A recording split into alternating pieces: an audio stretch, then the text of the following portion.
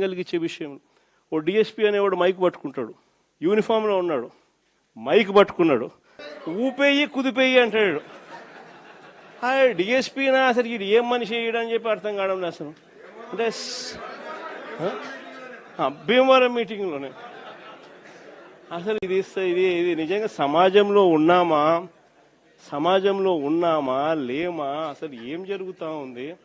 జంగల్ రాజ్యం అంటే ఇది కాకపోతే ఇంక ఏ రాజ్యం ఇది అని చెప్పి ఆశ్చర్యం కలిగించే విషయాలు. నిజంగా ఈ బరితెగింపు అన్నది, ఈ విచ్చలవిడితనం అన్నది నిజంగా ఏ స్థాయికి వెళ్ళిపోయిందనంటే, చంద్రబాబు నాయుడు గారు ఎమ్మెల్యేలు, చంద్రబాబు నాయుడు గారికి సంబంధించిన వాళ్ళంతా ఏ స్థాయిలోకి వెళ్ళిపోయినారంటే, నిన్న 20 పేపర్లో చూసిన కోడూరు ఎమ్మెల్యే ఆరవ శ్రీధర్, అదే మనిషేనా అసలు ఇది ఎమ్మెల్యేనా అని అనిపిస్తుంది నాకు.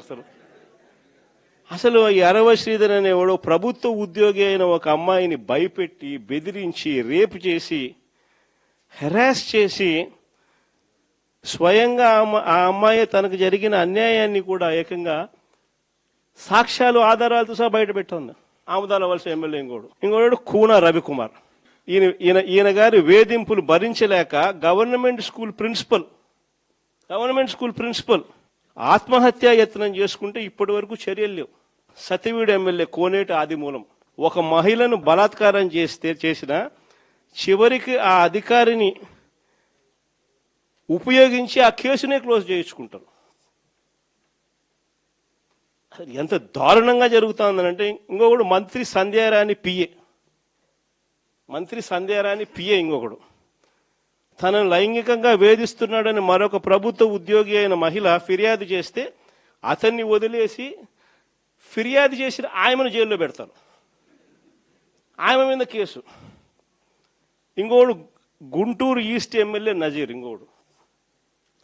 ఈ మనిషి అశ్లీల వీడియోలు కూడా ఆయనతో మాట్లాడుతున్నాడు, ఈడు అశ్లీల వీడియోలు చూస్తా ఉన్నాడు, ఈడు అశ్లీలంగా చేస్తూ.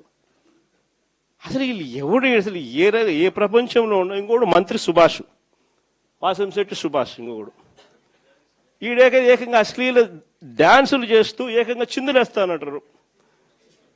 అశ్లీల డాన్సులు చేస్తూ ఏకంగా స్టేజ్ ఎక్కి చిందులేస్తాడు మంత్రి.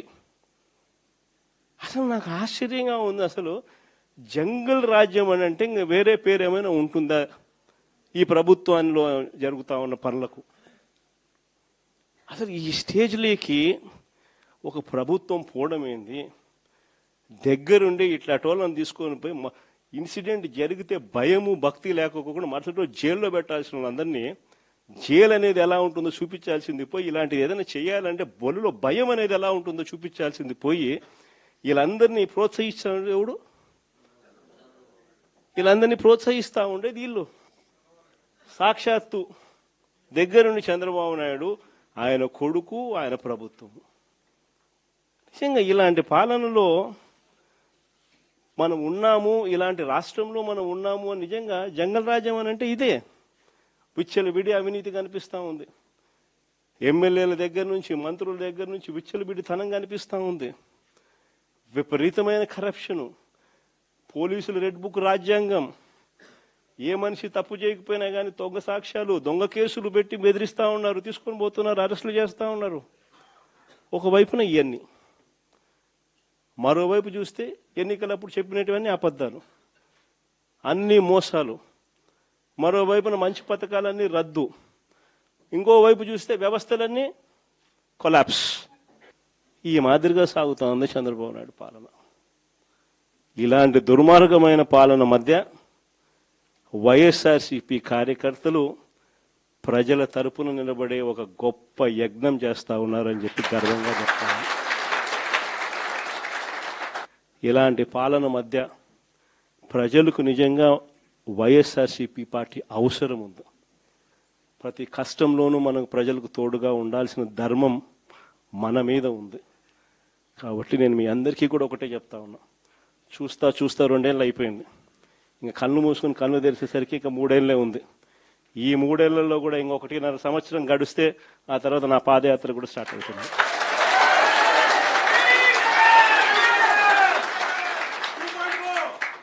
ఒకసారి నా పాదయాత్ర కూడా స్టార్ట్ అయిందంటే ఆ తర్వాత మరో 1.5 సంవత్సరం పూర్తిగా ఇంకా ప్రజల్లోనే దాదాపుగా 150 నియోజకవర్గాల పైచిలకే తిరుగుతాం, ప్రజల్లోనే ఉంటాం.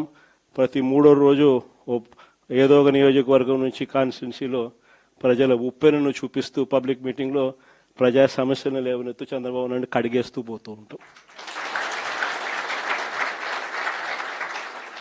కాబట్టి మీ అందరికీ కూడా నేను ఒకటే చెప్తా ఉన్నా, మీ అందరూ కూడా చినిమిల్ నాయుడు అని ఉన్నాడు, పాపం సౌమ్యుడు, ఏమన్నా చెప్పు సౌమ్యుడు అని చెప్పి మాత్రం అనాల్సింది. నేను ఒకటి చెప్తా ఉన్నా, మీరంతా కలిసికట్టుగా ఒకటి కావాల్సిన అవసరం ఉంది. చంద్రబాబు నాయుడు గారు సాగిస్తా ఉన్న ఈ పాలనను ప్రతి ఇంట్లోనూ చర్చనీయాంశంగా జరిగించాల్సిన అవసరం ఉంది. ఈ పాలన ఎంత అన్యాయంగా ఉంది అనేది ప్రతి ఇంట్లో చర్చ జరగాలి. మన ప్రభుత్వ పాలనకు ఈ ప్రభుత్వానికి మధ్య తేడా ఎంతుంది అన్నది ప్రతి ఇంట్లో కూడా చర్చనీయాంశంగా మార్చాలి. అలా మారుస్తూ మనం ప్రతి గ్రామంలోనూ మన అనుబంధ విభాగాలు ఏదైతే మనం వేసుకుంటూ పోతున్నామో వాటి మీద పూర్తి ధ్యాస పెట్టండి. అనుబంధ విభాగాలు అన్నది మన క్యాడర్ ఏదైతే ఉందో వాటిని అన్నిటినీ స్ట్రీమ్లైన్ చేయాలి. వాటన్నిటినీ కూడా ఒక ఆర్గనైజ్డ్ సెక్టర్ కింద తీసుకొని రావాలి.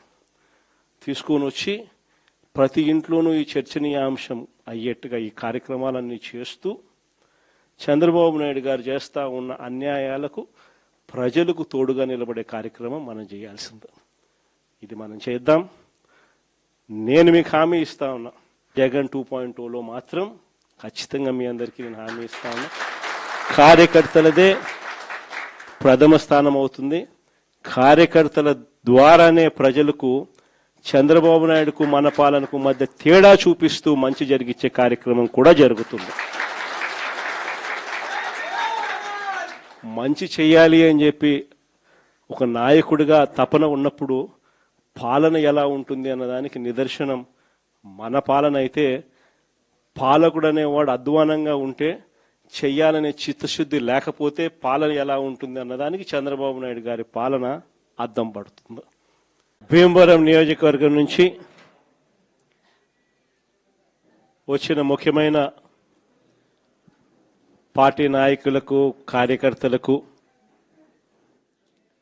మీ అందరికీ కూడా మనస్ఫూర్తిగా పేరు పేరున నమస్కారాలు తెలియజేసుకుంటున్నాను.